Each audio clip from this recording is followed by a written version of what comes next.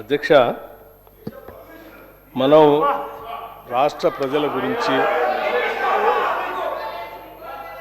రాష్ట్ర సంక్షేమం గురించి, రాష్ట్రంలో ఉన్న ప్రజల గురించి, వారి అభివృద్ధి గురించి మనం ప్రణాళికలు వేసుకుంటూ ముందుకు పోతా ఉన్నాం. ఎందుకో కేటీఆర్ గారు దారి తప్పుతున్నారేమో అనిపిస్తూ ఉంది నాకు.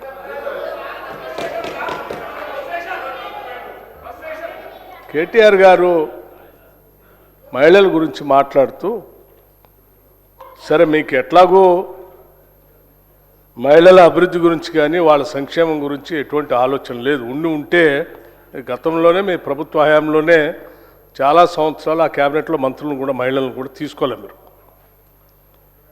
మేము చాలా స్పష్టంగా మొదటి నుంచి ఈ రాష్ట్రంలో ఉన్న మహిళల్ని మహాలక్ష్మిలాగా గౌరవిస్తాం, వాళ్ళకు కావాల్సినవన్నీ కూడా చేస్తామని చెప్పినట్టుగానే చేసుకుంటూ వస్తూ ఉన్నాం.